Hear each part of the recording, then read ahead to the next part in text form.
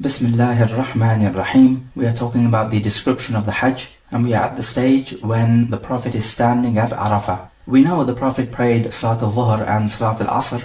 He shortened it and combined it because of the journey. Shaykh al-Islam Ibn Taymiyyah says that the Prophet prayed and the people of Makkah prayed behind him as well at Arafah, and they all prayed shortening the prayer and joining it. And the Prophet did not tell anyone from the people of Makkah to complete the prayer, meaning pray it as 4 rak'at. He says that the Prophet only said that to the people of Makkah during the conquest of Makkah, when he told the people, "O people, we are traveling, so you should complete your prayer." This is because a resident, when he prays behind a traveling imam, and the traveling imam is praying 2 rak'at, then the resident must stand up and complete the other 2 rak'at.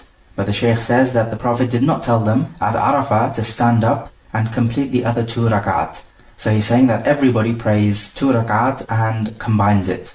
And we mentioned that if you're going to stand by daytime after the zawal, then it is wajib for you to stand up until Maghrib time. Then after Maghrib you leave for al-Muzdalifah. And the difference between this Hajj of the Prophet and the Hajj of the people of Jahiliyyah is that the people of Jahiliyyah would say, "We are the people of the Haram." And because al-Muzdalifah is in the Haram, they would not go past Muzdalifah and go on to Arafah. Because of course we said Arafah is in the Hill, not the Haram.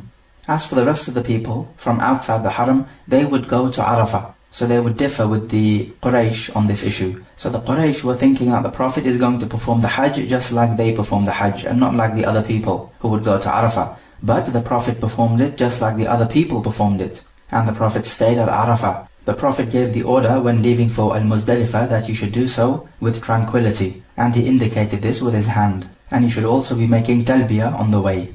Just like you should be making talbiyah on your way to Mina, and also on your way to Arafah from Mina. So the Prophet would be traveling on his camel slowly. If he saw an opening or a gap, he would hurry on a little. When the Prophet reached Al-Muzdalifah, he prayed the Salat al-Maghrib and Salat al-Isha, combining them together with 1 adhan and 1 iqamah for each. And these 2 prayers were prayed at the time of Salat al-Isha. So it was the later combining, as opposed to combining it during the earlier time. During his way to Al-Muzdalifah, the Prophet stopped and he urinated and made wudu. And Usama ibn Zayd said to him, "As-salah ya Rasulullah," the prayer, O Messenger of Allah. And the Prophet said, "The prayer is in front of you," meaning we will do it at Muzdalifah. So it is clear the Prophet wanted to pray at Muzdalifah and not during the way, because the people were looking forward to reaching Muzdalifah. And for the Prophet to pray on the way would mean that he might be testing out the patience of the people. So he deemed it better to pray at Muzdalifah. However, now we have 2 questions. Is it sunnah to stop along the way and to urinate and make wudu just as the Prophet did here? The answer is no, because the Prophet did this because he felt the need to do so. It is not a legislated sunnah, even though Ibn Umar radiallahu anhuma used to do this, and he would justify it by saying that he saw the Prophet do it. But this is not a legislated sunnah. Also, is it permissible to combine between these 2 prayers along the way, meaning before you reach Al-Muzdalifah?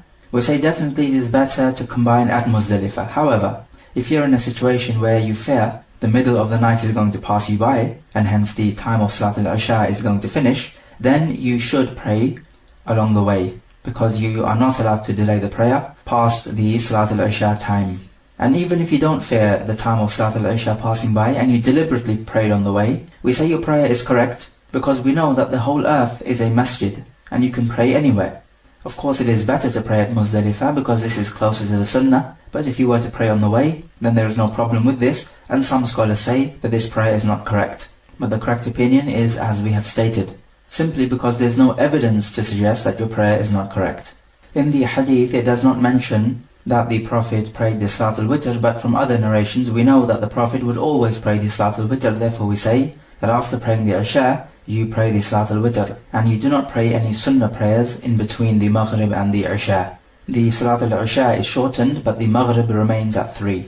The Sunnah at Al-Muzdalifah is to sleep and take a rest, because this is what the Prophet did. So we say this would be better than spending the night reciting the Quran and making dhikr and dua.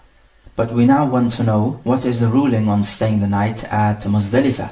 Some scholars say it is mustahab, some say it is wajib, and some say it is a rukn of Hajj. So they put it on the same par as staying at Arafah.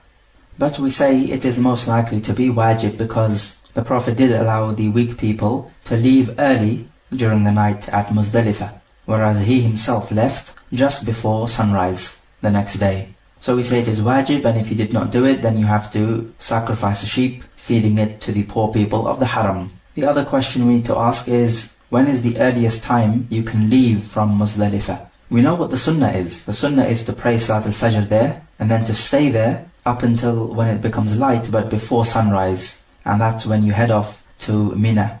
Some scholars say that the minimum you need to stay is half the night. And they take their evidence as the narration which says that the Prophet sent the weak people to go and stone the Jamrah by night time at Muzdalifah. But the problem with this narration is that it does not say it was after half of the night, because it could also be before half of the night, as this is also part of the night.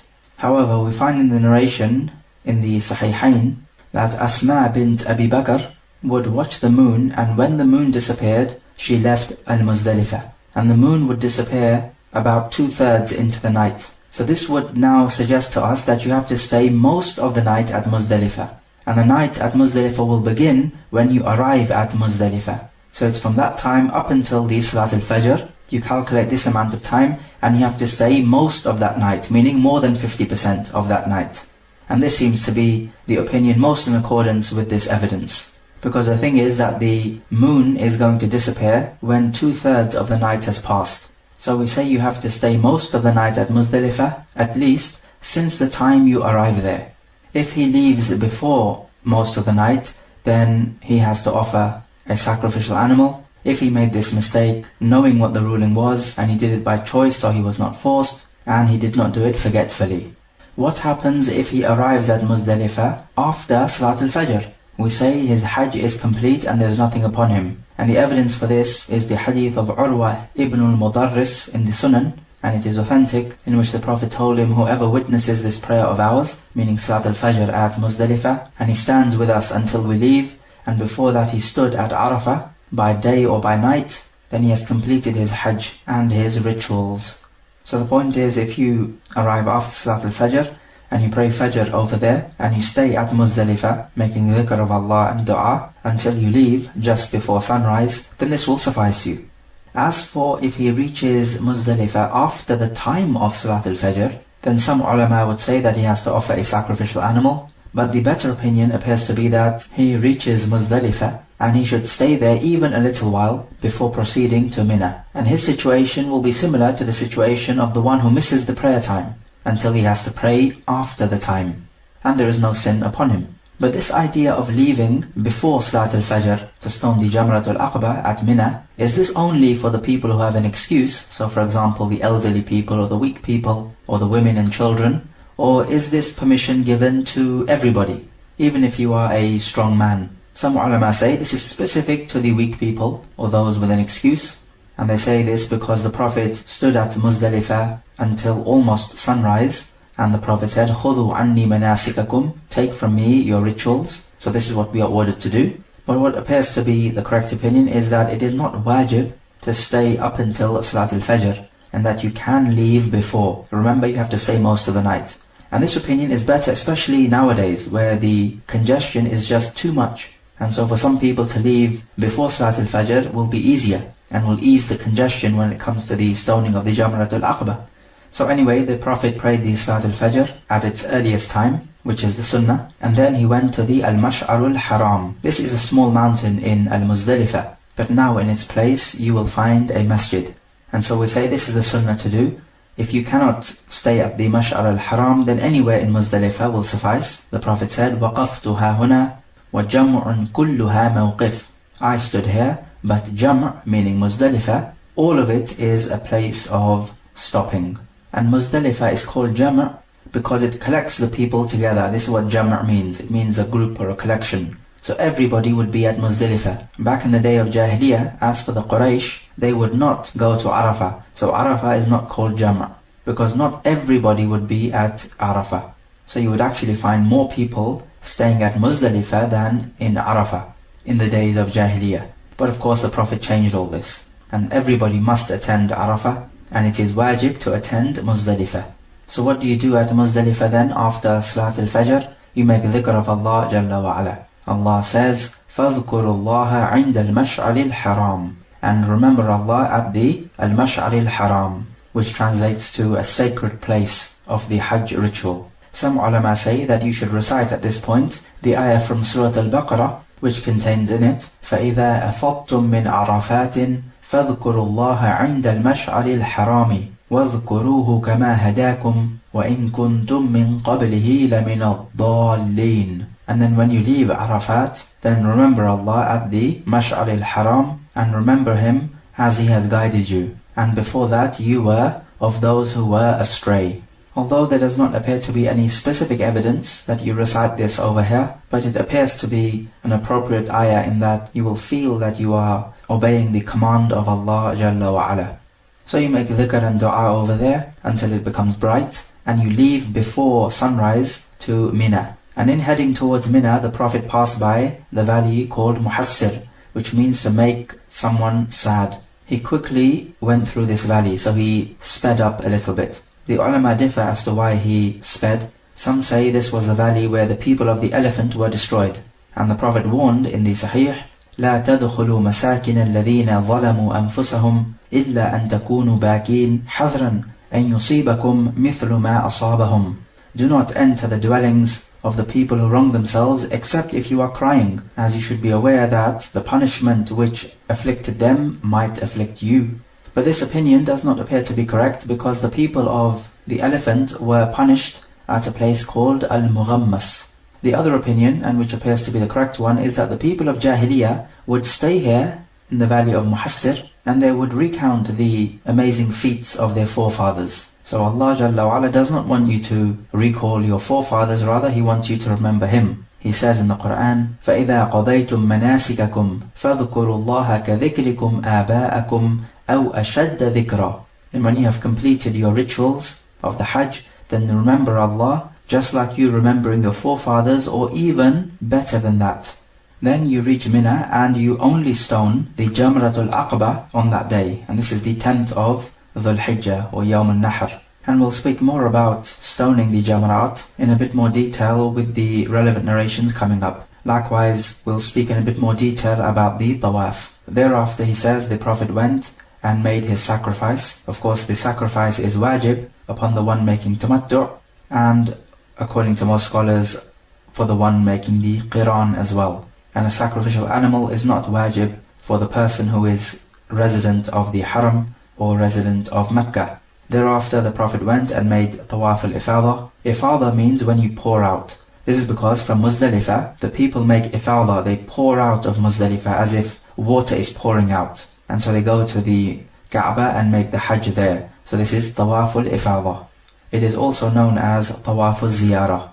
The narration here does not mention shaving of the head, but the prescribed order of actions on Yawm al-Nahr is that first of all, you pelt the Jamratul Aqaba, then you perform the sacrifice, or you could have it done on your behalf. Then you shave the head, and this is better than shortening it. And then you perform the Tawaf al-Ifadah, and thereafter you have to perform the Sa'i if you have not already performed it. And the order of all of these events does not matter. According to the correct opinion, you can do it in any order. But if you have brought along a sacrificial animal, then according to the instruction of the Quran, you are not allowed to shave your head until you have sacrificed the animal. Notice here that on the 10th of Dhul Hijjah, you have to perform many actions all in one day, as this is the Sunnah. But Allah Jalla wa Ala will provide barakah in your time so that you will be able to perform everything. And this is amazing that in Hajj, you have many millions of people and they're all able to perform what they want to perform during that day. And this is from the barakah which Allah Jalla wa Ala puts in the time. Jabir says in this narration that the Prophet prayed Salat al-Dhuhr in Makkah. But we have another narration which says that he prayed Salat al-Dhuhr in Mina. So there appears to be a contradiction. But we can say that it is not unreasonable that he prayed Salat al-Dhuhr in Mina and then he went to Makkah and prayed Salat al-Dhuhr there with those people who had not performed it. Notice also on the day of Nahr, the Prophet did not make the Sa'i between As-Safa and Marwa, and this is because he had already made it after his Tawaf al-Qudum.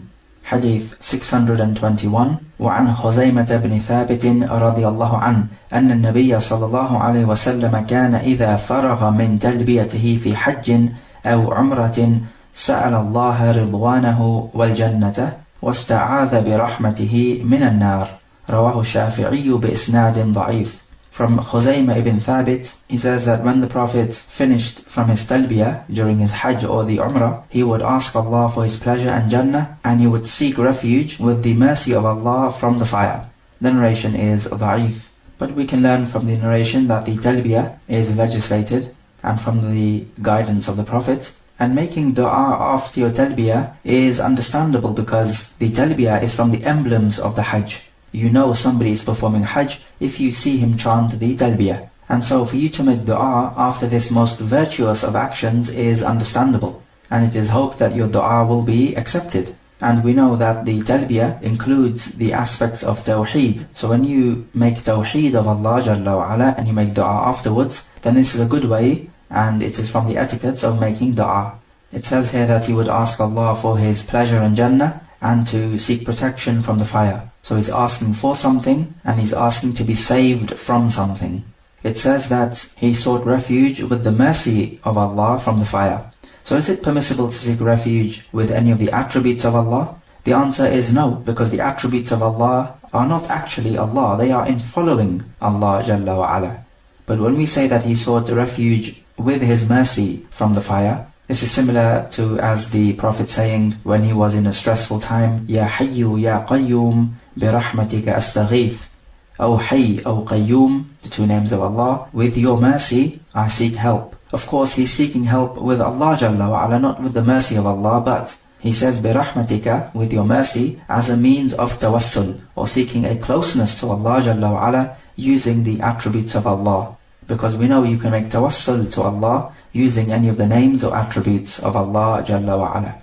Hadith 622. وعن جابر رضي الله عنه قال قال رسول الله صلى الله عليه وسلم نحرتها هنا ومنى كلها منحر فانحروا في رحالكم ووقفتها هنا وعرفة كلها موقف ووقفتها هنا وجمع كلها موقف رواه مسلم.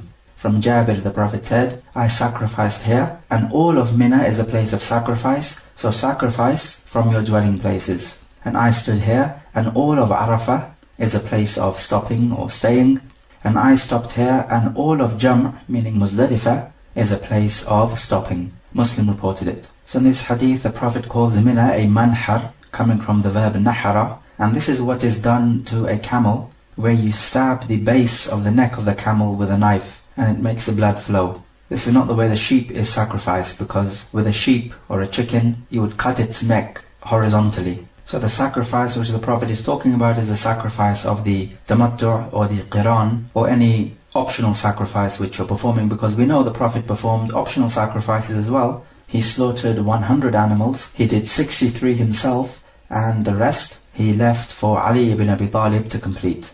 And so we find this slaughter is to be done in Mina. It can also be done in Makkah, because both Makkah and Mina are places of sacrifice. As for if you do one of the haram actions in your ihram, then you sacrifice the animal wherever you commit that haram action. And this is taken from the hadith of Ka'ab ibn Ujrah when he was told to shave his head and to sacrifice a sheep or give charity or the fasting. And so what is apparent from that hadith is that he would sacrifice the animal wherever he was, whether inside the haram or outside.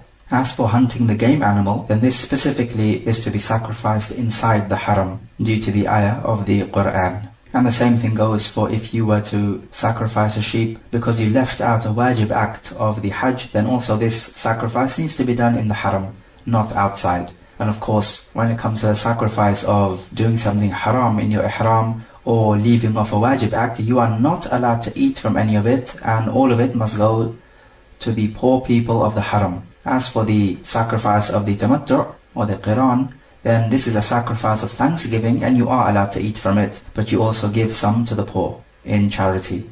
And you can also give this to the poor people outside the haram as well. So it's a bit more flexible, because the reason for the sacrifice is now different. We also find that you can stay anywhere in Muzdalifah and Arafah. So there is no one particular place where you should be staying. All of it is a place of standing, except for Arafah, you are not allowed to stand in the bottom of the valley of Urana. This is part of Arafah, but the Prophet specifically said in an authentic hadith that you can stand anywhere in Arafah, but you must not stand at the bottom of the valley of Urana. But the most important thing to remember about where you stand is that you stand or stay in a place where you will be most tranquil. So many people will go to the mountain where the Prophet stood. But we say that if there is too much congestion and you will not be staying in tranquility over there because of the congestion, then it is better for you to move somewhere where you will be tranquil and you can make dua in peace. This is the most important thing. The quality of your act of worship, not the place of your act of worship. And also from this hadith we find that the Sharia is flexible and that it removes any difficulty. Because if you had to sacrifice exactly at the spot where the Prophet did it and stand exactly where the Prophet did, then this will cause unbearable difficulty, especially with millions of people coming to the Hajj nowadays. Hadith 623.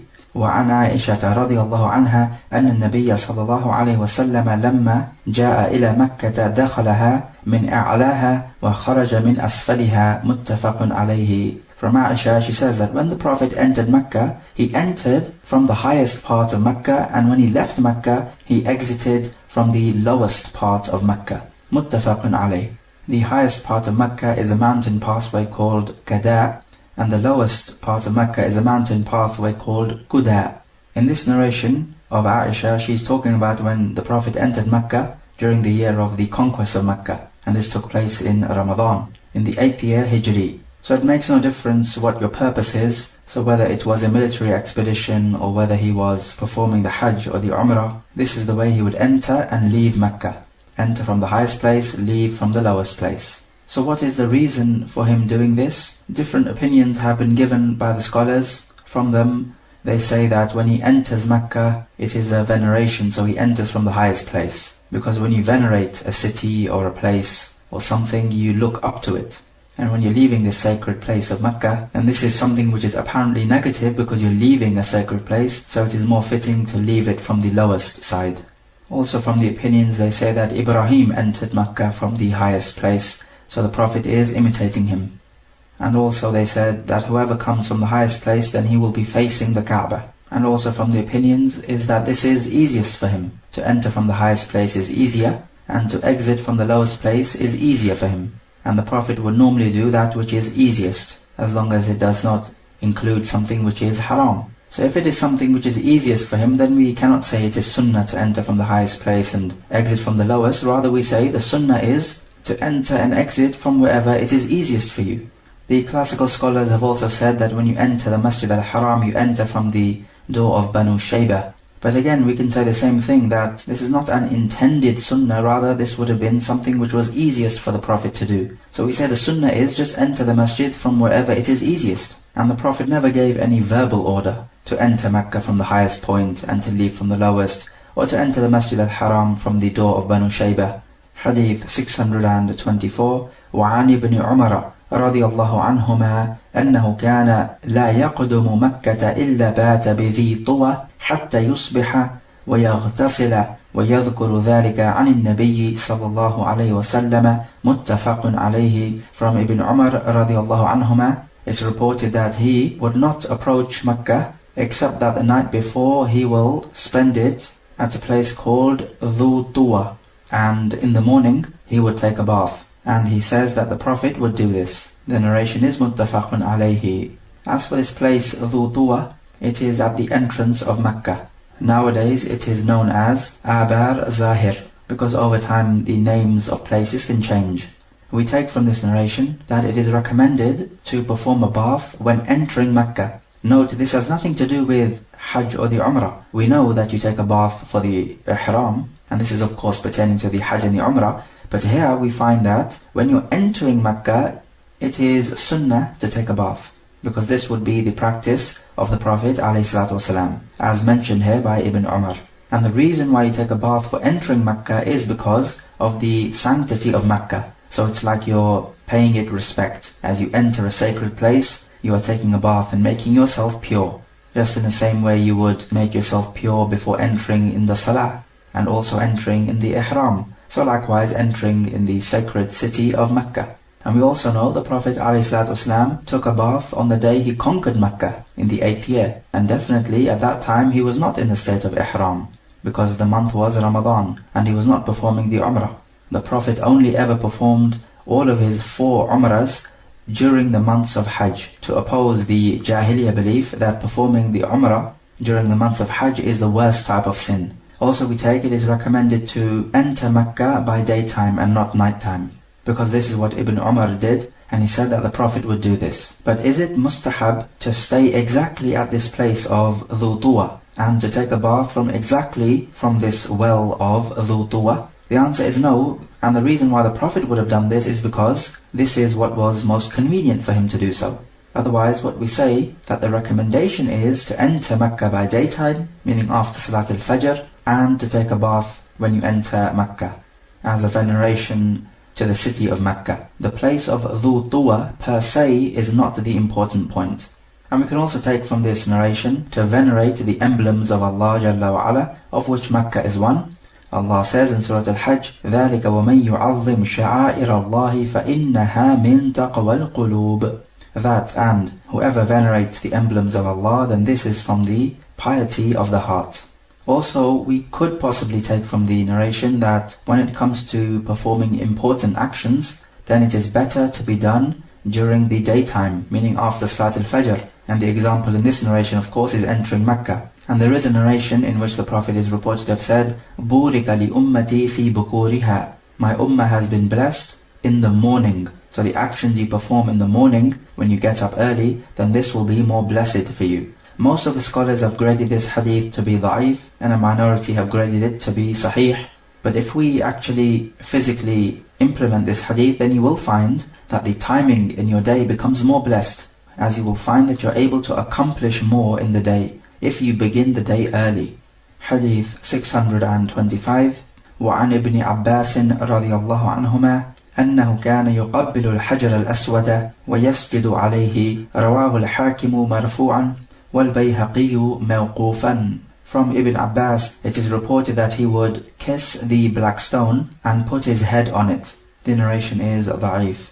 When you begin the tawaf, you kiss the black stone, and this is a recommendation. And each time you pass by the black stone during your circuits of the tawaf, you kiss the black stone as well, and you touch it with your hand. And the authentic narration from Umar is coming up. This narration also seems to be telling us that you put your forehead on the black stone. But we don't have any authentic narration which tells us this. The only thing authentic we have is that you kiss the black stone and you touch it with your hand. If you cannot do this because you're too far away, then you indicate to it with your right hand and you say Allahu Akbar. And so Al-Imam Malik says that putting your forehead on the black stone is a bid'ah.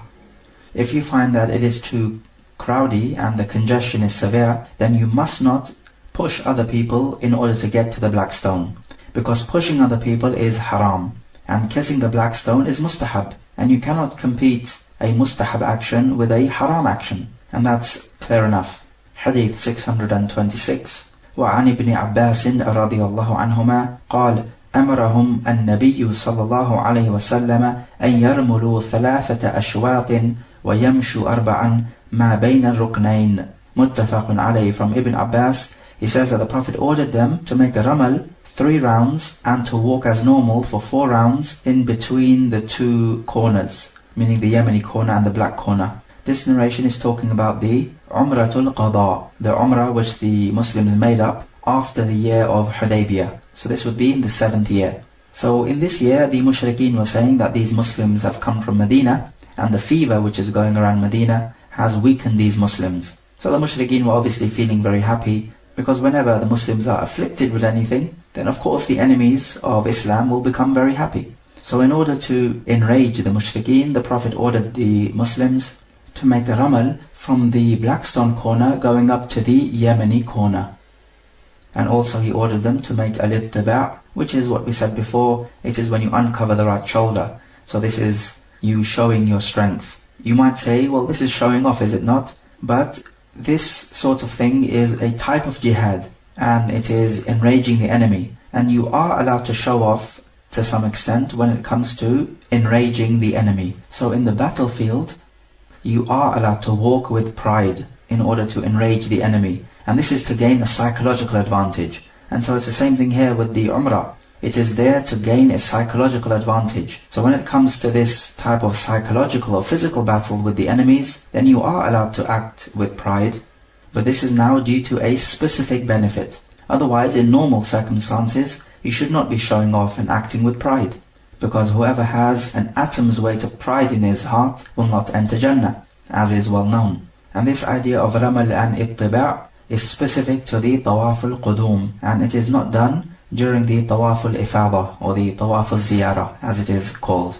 And both the ramal and the ittiba' are specific to men and not for women. And both the ramal and the ittiba' is also done for the tawaf of the umrah. So to put it simply, the ramal and the ittiba' are done for that tawaf which you perform when you arrive in Makkah. So it's the first tawaf which you are performing as you arrive in Makkah.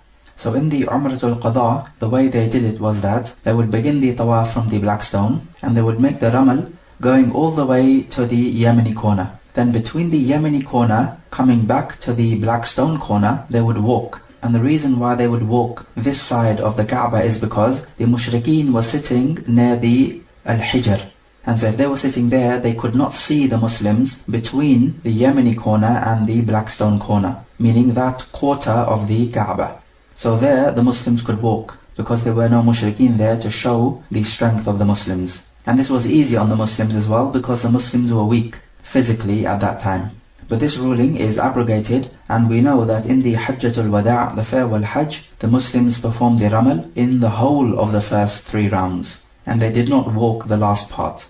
And this is what we know from the narration of Jabir ibn Abdullah. But now we are faced with a question: if the Muslims made al-ittiba' and the ramal in order to show the mushrikeen that the Muslims are not weak, then this is fair enough. But nowadays we don't find any mushrikeen in the haram, walhamdulillah. So is there any need to make ramal and al-ittiba' now? Umar ibn al-Khattab posed this question to himself. And this is what he said, that there are no mushrikeen now, so do we still need to do this? But then he reconsidered the idea and he said that this is something which the Prophet did, and we do not like to leave it off. So the point is that this rule carries on, even though the reason for this rule is no longer in existence. And this also makes sense because in the Hajjatul Wada', Makkah had become a Muslim city. So the Muslims did not need to show their strength to the mushrikeen, because Makkah had become a Muslim city. But still the Prophet performed the ramal and al-ittiba' during the tawaf, which you first perform when you arrive in Makkah. So this is the tawaf al-qudum, the arrival tawaf. We can also take from this narration that it is legislated for Muslims to make an outward show of their strength to the kuffar in order to gain a psychological edge. And this is most likely to be done in military expeditions. And Ibn Abbas said that the Prophet made the ramal in all of his umras which he performed, and he performed 4 of them, and also in his Hajj, and also the same thing was done by Abu Bakr and Umar and Uthman. So the ramal in the first 3 rounds is performed in your tawaf of the umrah and your tawaf of the Hajj. But of course, when we say the tawaf, we're talking about the tawaf you first perform when you arrive in Makkah.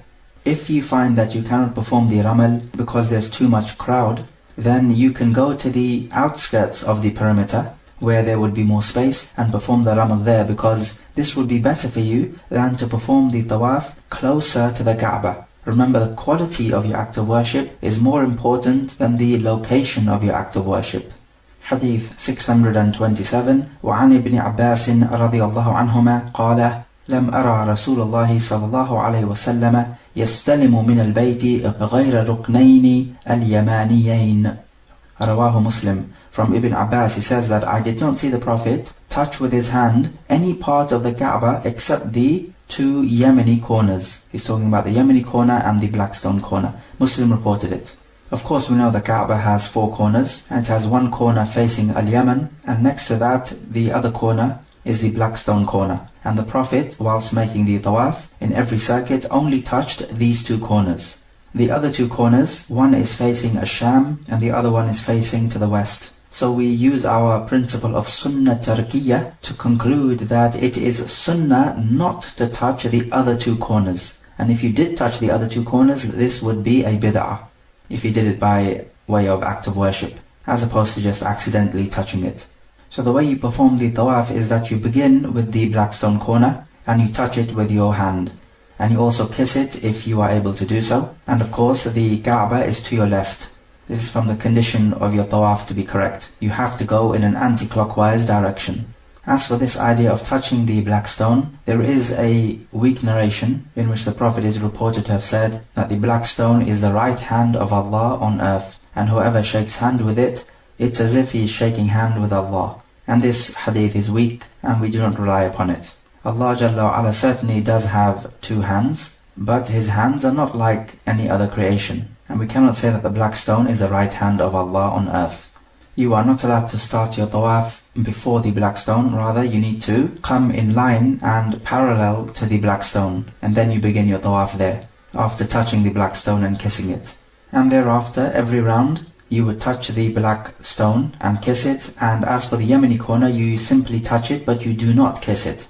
And kissing it therefore would be a bid'ah, in accordance with our principle of Sunnah tarkiyah, the Sunnah of leaving something off. As for this idea of having the Kaaba to your left, one might say, why do you not have the Kaaba to your right, seeing as though the right-hand side is the more venerated side, is it not? The easiest way to answer this is because that's what the Prophet did, and he ordered us to follow him.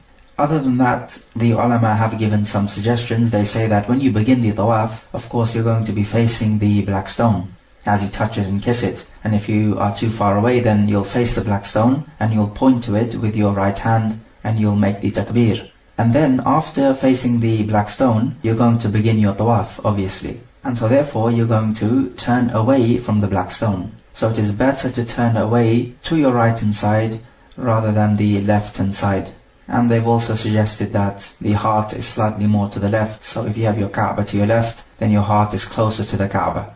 And they've also said that as you are making the tawaf, if the Kaaba is to your left, then as you move around in the anti-clockwise manner, your right hand side of your body will be turning towards the Kaaba and your left will be turning away. So your right will be on top of the left as you turn anti-clockwise. And so this is an honoring to the right hand side, that it is above the left and turning towards the Kaaba.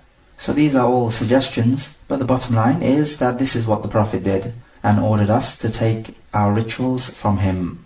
If somebody is performing the tawaf and he's living in Makkah, then he does not need to make a ramal and ittiba', because these two are only for those people who are arriving in Makkah from far off. So if you're coming from outside Makkah, then you make the ramal. Otherwise, if you're inside Makkah already, as this is your home, then you don't need to make the ramal because you're not arriving in Makkah, you were already in Makkah. Also, as you're making the ramal in the first 3 rounds, then you should feel in your heart that you are enraging the mushrikeen, just as the Sahaba were doing. So with every round, when you approach the black stone, you say takbir and you touch it with your right hand and you kiss it. Otherwise, you just make takbir and touch it. And if you're too far away, you just make takbir and indicate to it as if you were touching the black stone with your right hand, and you continue on with the tawaf. As for the Yemeni corner, you simply touch it with your right hand. However, when you have completed the 7 circuits, then at the end of the 7th circuit, you do not touch the black stone nor kiss it, because your tawaf is completed. So note this difference. And the reason why you only touch the Yemeni corner and the black stone corner is likely to be because these 2 corners are in the original place where Ibrahim built the Kaaba. As for the other 2 corners, then we know that when Quraysh rebuilt the Kaaba, they did not build it in the original place where Ibrahim built it, so it was shortened. Later on, the Kaaba was rebuilt in the same place where Ibrahim built it, so all 4 corners were in their original places. But then after that even, it was shortened back to how it was during the time of the Prophet, and from then it stayed like that. But in any case, our job is simply to follow, and the Prophet only touched the 2 Yemeni corners. So this is what we are required to do.